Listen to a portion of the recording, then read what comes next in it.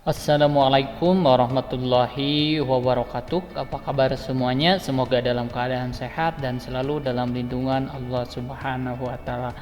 Oke, untuk memulai materi kita hari ini supaya kita selalu diberikan kelancaran dalam pembelajarannya, diberikan ilmu yang bermanfaat, alangkah baiknya kita membacakan Bismillahirrahmanirrahim.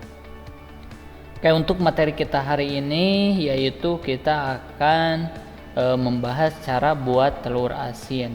Untuk kompetensi dasarnya yaitu di 3.3 yaitu menganalisis prinsip perancangan pembuatan, penyajian dan pengemasan bahan pangan setengah jadi dari hasil peternakan, daging, telur, susu dan perikanan, ikan, udang, cumi, rumput laut menjadi produk pangan jadi siap konsumsi yang ada di wilayah setempat. Di KD 4.3-nya yaitu membuat bahan pangan setengah jadi dari hasil peternakan, daging, telur, susu dan perikanan, ikan, udang, cumi, rumput laut menjadi produk pangan jadi siap konsumsi serta menyajikan atau melakukan kemasan. Nah, untuk tujuan pembelajarannya yaitu setelah mengikuti proses pembelajaran, peserta didik dapat mampu memahami praktik pengolahan setengah jadi membuat telur asin. Jadi setelah kalian memahami bagaimana cara membuat telur asin ini, kalian harus tahu mempraktekkan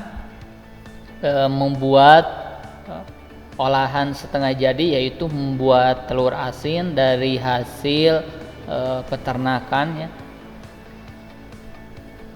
Untuk materi pokoknya, kita ke materi pokok yaitu cara membuat telur asin. Itu yang pertama harus tahu bahan-bahannya apa saja. Yang pertama yaitu 10 butir telur bebek. Ini mau 10 silahkan, mau 5 silahkan, mau 3 silahkan ya, terserah kalian. Mau 15 juga silahkan. Buat telurnya mau pakai telur ayam silahkan atau telur puyuh silahkan. Hanya Bapak nyarankan kalau ada pakai telur bebek ya. Yang kedua yaitu 1000 ml air. Ini gunanya untuk melarutkan garam. Nanti garam sama air disatukan, terus nanti telur itu dimasukkan ke air yang sudah dilarutkan sama garam ya, kayak gitu. Yang ketiga yaitu 200 garam halus. Nah, kalau menggunakan garam kasar itu 250 ya. Bahan lainnya yaitu untuk pemberat yaitu 1 kantong plastik. Nah, 1 kantong plastik ini nanti diisi dengan air. Maksudnya pemberat ini supaya telur yang direndam tidak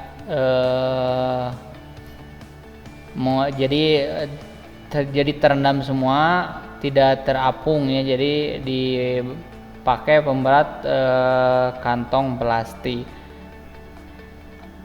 Selanjutnya yaitu air secukupnya untuk diisi ke dalam kantong plastik sebagai pemberat agar terlalu tidak mengapung saat direndam. Itu tujuan dari kantong plastik. Sama kalau mau ditambahkan bahan-bahan rempah-rempahnya itu kalian bisa buat bumbunya yang dimasukkan ke air garam nanti. Di situ pakai cabai rawit merah, bawang putih sama bawang merah dicincang ya.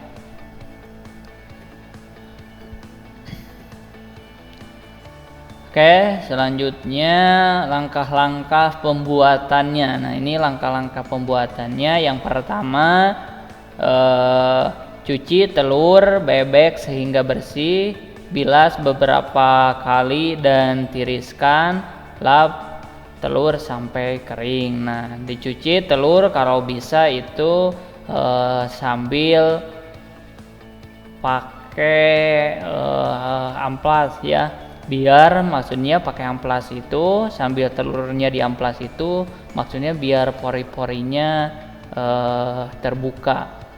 Jadi nanti pas dicucinya kalian pakai nyuci telur itu sambil sambil pakai amplas ya, atau pakai lap yang kasar biar pori-porinya terbuka.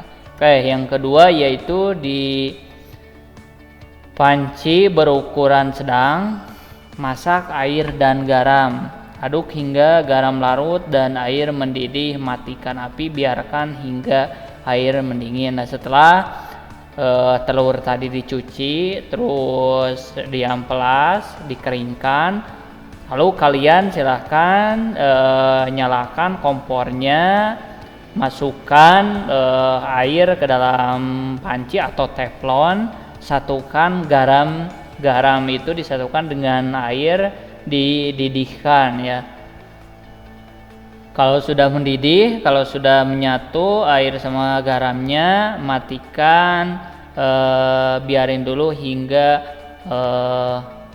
air ini dingin ya. Oke, selanjutnya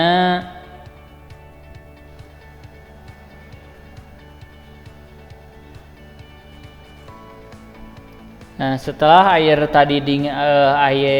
garam tadi udah dingin,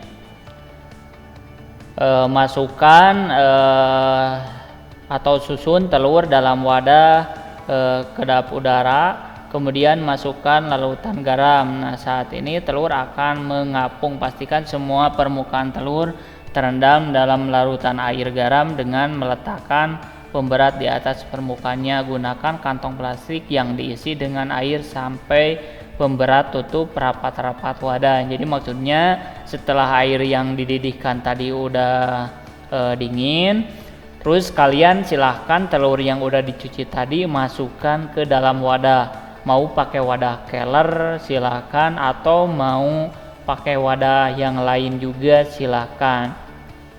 Nah, setelah dimasukkan ke dalam wadah telur tadi, kalian masukkan air larutan garam tadi ke dalam wadah itu. Nah, setelah itu biar telurnya tidak mengapung, silahkan kalian di atasnya pakai kantong plastik tadi yang diisi air ya. Nah, terus tadi bisa juga pakai si larutan garam itu bisa kalian pakai bumbu. Contohnya tadi pakai bawang merah, bawang putih, terus cabai cincang ya, itu dicincang masukkan ke dalam air larut garam itu. Itu hanya buat tambahan aja ya. Yang keempat yaitu biarkan telur terendam dalam waktu tertutup rapat selama 14 hari. Angkat semua telur dari larutan garam dan rebus telur di air mendidih sebelum 15 menit. Nah, lama merendam telur itu di larutan garam itu selama 14 hari. Jadi kalian dihitung tanggalnya dari mulai tanggal berapa sampai tanggal berapa, minimal itu 14 hari. Nah, setelah 14 hari kalian angkat semua telur dari larutan garam dan rebus telur di air mendidih selama 15 menit. Nah, sudah diangkat, baru kalian rebus telur itu ya selama 15 menit.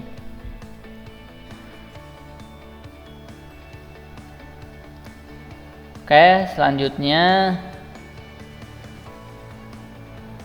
telur asin yang sudah direbus awet hingga 1 bulan disimpan di dalam kulkas. Hangatkan kembali apabila hendak disantap dengan cara merendamnya sebentar di air panas.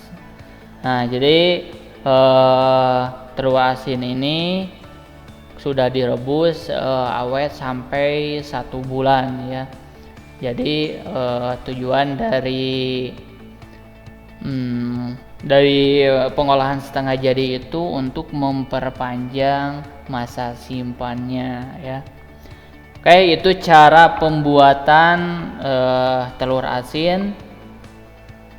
Silahkan kalian di rumah mencoba atau mempraktekannya. buat tugas-tugasnya nanti Bapak bahas di WA ya.